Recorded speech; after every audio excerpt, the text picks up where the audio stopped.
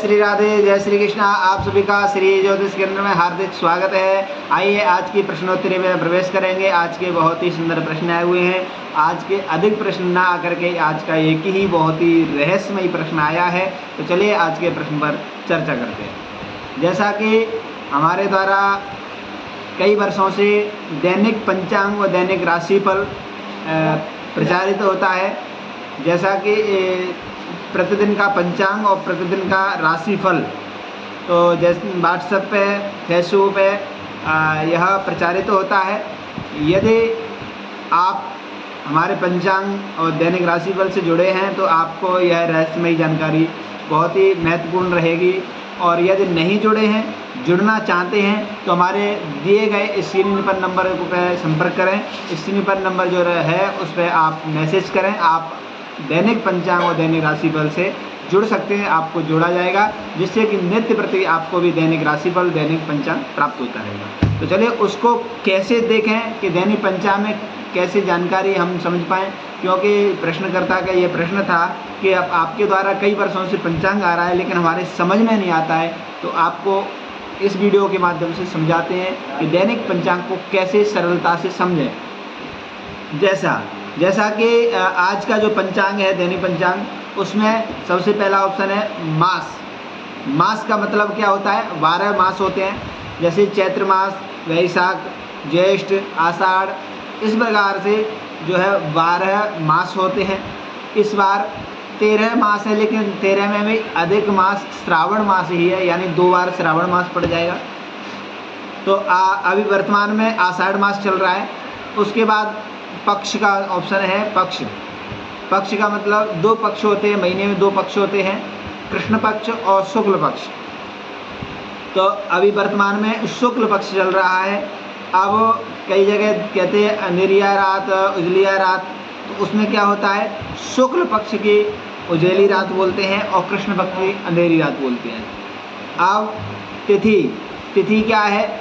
आज पंचमी तिथि है, जो कि पंचमी तिथि के आगे जो काउंटिंग यानी समय लिखा हुआ है वो समय क्या है? समय का मतलब ये है कि उसमें आज की पंचमी तिथि में 19:53 अर्थात आज पंचमी तिथि 19 माने शाम को 7 बजे और 53 मिनट, शाम को 7:53 और 28 सेकंड तक पंचमी तिथि रहेगी और इसके बाद षष्ठमी तिथि प्रारंभ हो जाएगी।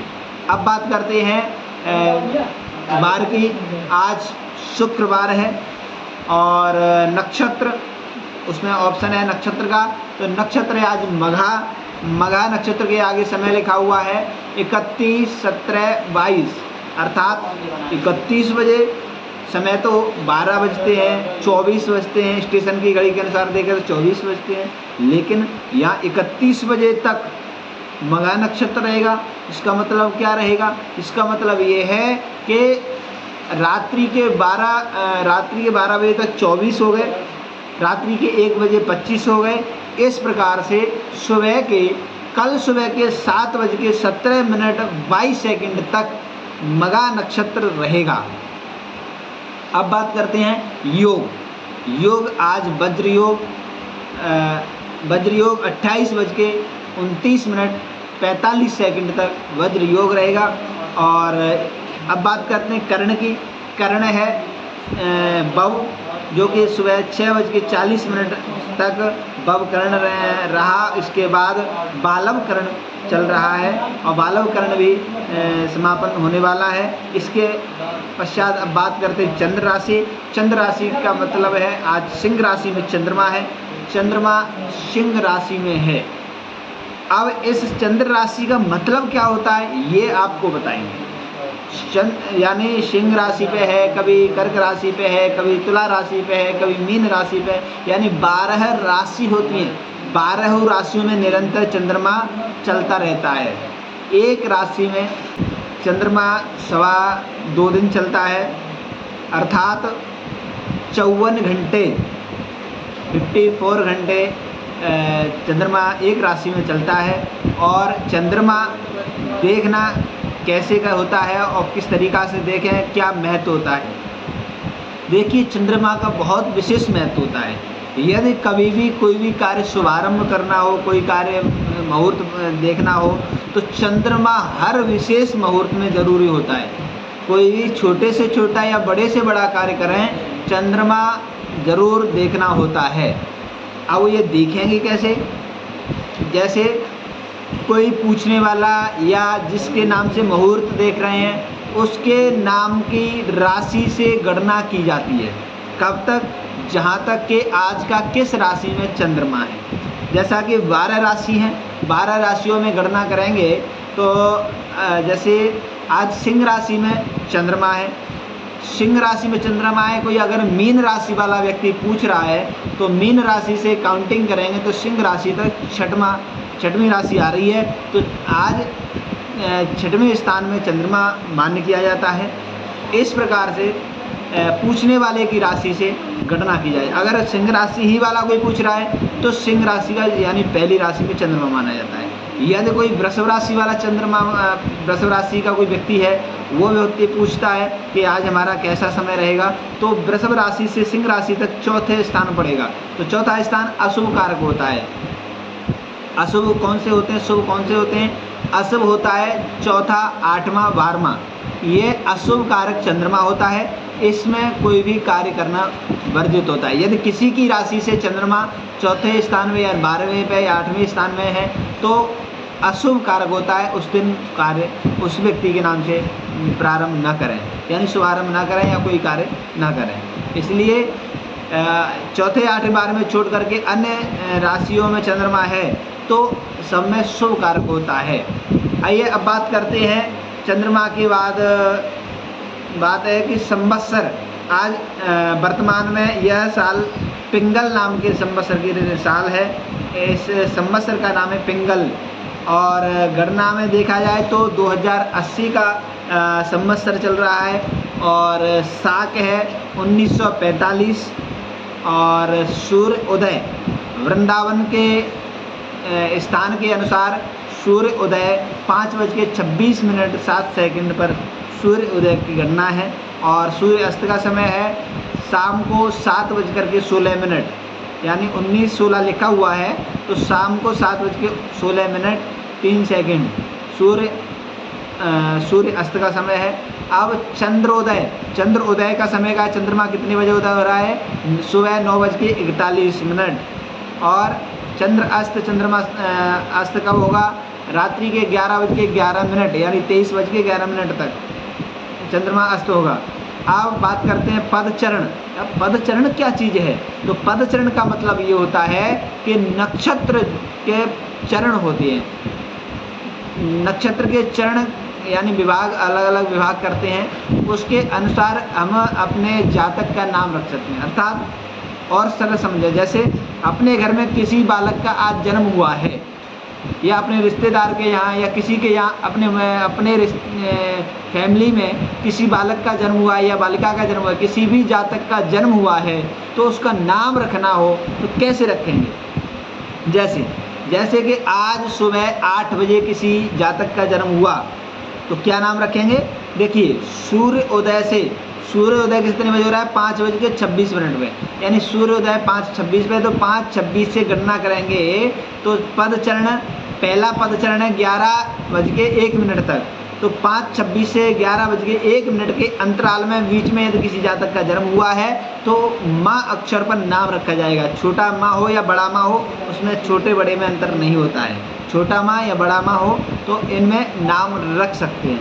और यदि 11:01 सुबह 11:01 के बाद किसी जातक का जन्म हुआ है और 11:01 से लेकर के 17 यानी शाम को 5:47 के अंतराल में किसी जातक का जन्म हुआ है तो उस बालक का नाम या बालिका का नाम मी अक्षर पर नाम रखा जाएगा। उसके बाद शाम को 5:47 के बाद किसी जातक का जन्म हुआ है तो मू अक्षर पर नाम रखा जाएगा, जो कि रात्रि 12:32 तक यह गणना रहेगी। इस प्रकार से पदचरण देखने की नियम होता है।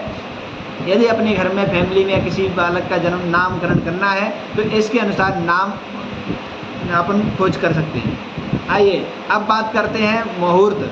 मुहूर्त में राहु काल आता है। राहु काल की गणना है सुबह 10:38 12:21 तक। तो राहु काल का मतलब है राहु काल में कोई भी कार्य करना अशुभ कारक होता है। कोई भी कार्य करना है तो राहु काल के अंतराल में नहीं करना चाहिए। अब बात करते हैं अभिजित। अभिजित का मतलब होता है कि प्रतिदिन यह अभिजित मुहूर्त बहुत ही श्रेष्ठ रहता है। अभिजित मुहूर्त में कोई कार्य करते हैं वो शुभ कारक होता है। तो अभिजित मुहूर्त में जो समय की गणना है वह दोपहर में रहती है। अब गंडमूल, जैसे कि अगर गंडमूल है तो गंडमूल में जो समय है वो लिखा हुआ है 5:26 से 31:17 तक गंडमूल है। 31:17 तक, 31 माने रात, पूरी रात्रि बीतने के बाद कल सुबह 7:17 तक गंडमूल रहेंगे। कल सुबह 7:17 के बाद गंडमूल नहीं रहेंगे, उसके बाद नॉर्मल रहेगा। इस प्रकार से यदि गंडमूल हैं तो लिखे जाए, नहीं है तो नहीं लिखे जाते हैं। अब बात करते हैं दिन चौगड़िया। चौगड़िया दिन और रात्रि का मतलब क्या है? दिन रात्रि का मतलब है कि सुबह की चौगड़िया यानी सुबह सूर्य उदय से सूर्य अस्त के समय की दिन की चौगड़िया होती है, और चंद्रोदय और सूर्य अस्त के बाद के समय की जो चौगड़िया है वो रात्रि चौगड़िया मानते हैं। तो सूर्योदय 5:26 पे सुबह और 7:10 तक चर की चौगड़िया है।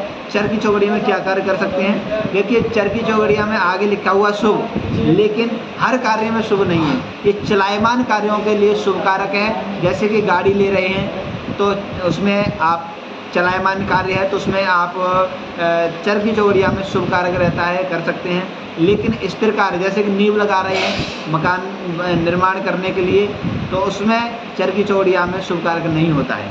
इस प्रकार से चर की चौगड़िया में स्थिर कार्य नहीं करना चाहिए, चर कार्य कर सकते हैं। अब बात करते हैं लाभ। लाभ की चौगड़िया में कोई भी कार्य शुभारंभ कर सकते हैं। अमृत की चौगड़िया में कोई भी कार्य शुभारंभ कर सकते हैं। काल की चौगड़िया में कोई भी कार्य नहीं कर सकते हैं। और शुभ की चौगड़िया में कोई भी कार्य कर सकते हैं। रोग की चौगड़िया में कोई कार्य नहीं करना चाहिए, उसमें रोग बाधाएं आती हैं।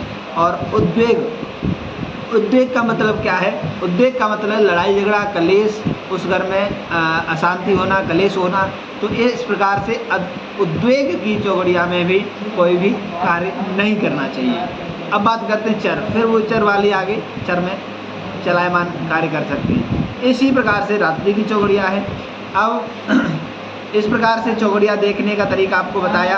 अब बात करते हैं दिशाशूल। दिशाशूल क्या है? दिशाशूल है कि हम कहीं यात्रा करते हैं, हम कहीं जाते हैं यात्रा पे, तो दिशाशूल देखना जरूरी होता है। लेकिन प्रतिदिन दिशाशूल चेंज होता है। आज दिशाशूल पश्चिम दिशा में है। यदि कोई पश्चिम दिशा में यात्रा करते हैं तो दिशाशूल सामने रहता है। सामने दिशाशूल हो तो उस समय यात्रा नहीं करना चाहिए। यानी जिस दिशा में यह दिशाशूल है उस दिशा में यात्रा नहीं करना चाहिए। यदि करना कोई अनिवार्य है तो आप जो परिहार के लिए उसमें लिखा होता है कि यह उपाय करके जाएं, आवश्यकता अनुसार यात्रा करनी हो तो ये उपाय करके जाएं। अर्थात आज यदि यात्रा करते हैं तो चटपटा खा करके जाएं। अब चटपटा खाने का मतलब खा के जाएं। यदि आज शुक्रवार है, शुक्रवार के दिन चटपटा खाएं और कोई व्यक्ति नहीं खाते चटपटा तो क्या करें? तो जौ का प्रयोग करें, थोड़ा सा जौ खाएं। अब बात करते हैं यदि जाना ही जरूरी है और उसमें यदि कोई श्लोक बोलना चाहते हैं तो श्लोक भी बोल सकते हैं। श्लोक भी उसमें दिया हुआ है। शीघ्र गौतम गक्षतम ग्रामेषु नगरेषु च भोजनम वसनम यानम मार्गम में परिकल्पयः। अर्थात इस श्लोक को बोल करके यात्रा शुभारंभ कर सकते हैं, शुभ कारक रहेगी यात्रा। अब बात करते हैं अग्निवास। अग्निवास, जैसा कि आज अग्निवास देखने का क्या तरीका है? आज तिथि है पंचमी तिथि है। इसमें 1 प्लस किया जाता है। कोई भी तिथि हो उसमें 1 प्लस किया जाता है। और यदि कृष्ण पक्ष की तिथि होती तो प्रतिपदा से चतुर्दशी तक कृष्ण पक्ष की तिथि में 15 प्लस किया जाता है। और ये अमावस्या में 30 की गणना की जाती है। शुक्ल पक्ष की प्रतिपदा से पूर्णिमा तक जो तिथि है उसी तिथि की काउंटिंग किया जाता है। जैसे कि अब शुक्ल पक्ष की तिथि है 5 है तो 5 ही जोड़ी जाएगी। यदि ये पंचमी यदि कृष्ण पक्ष में होती तो पंचमी प्लस 15 करते तब 20 हो जाता। लेकिन यह शुक्ल पक्ष है तो 5 और एक प्लस किया जाता है, 5 1 6। अब आज शुक्रवार है तो रविवार से बार की गणना की जाती है, तो रविवार से शुक्रवार तक गणना करें तो 6 अंक आएंगे।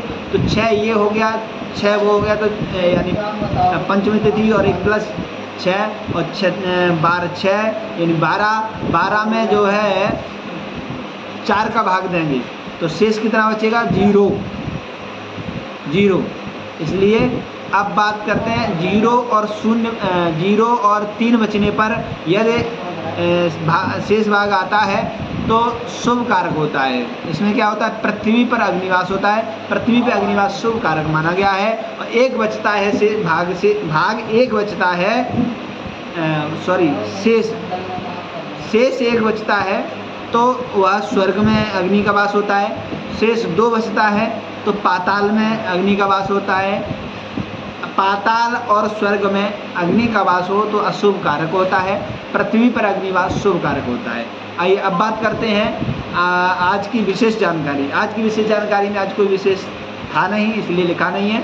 और अगले कई बार त्यौहार होते हैं तो त्योहारों की जानकारी, विशेष जानकारी मिल जाती है।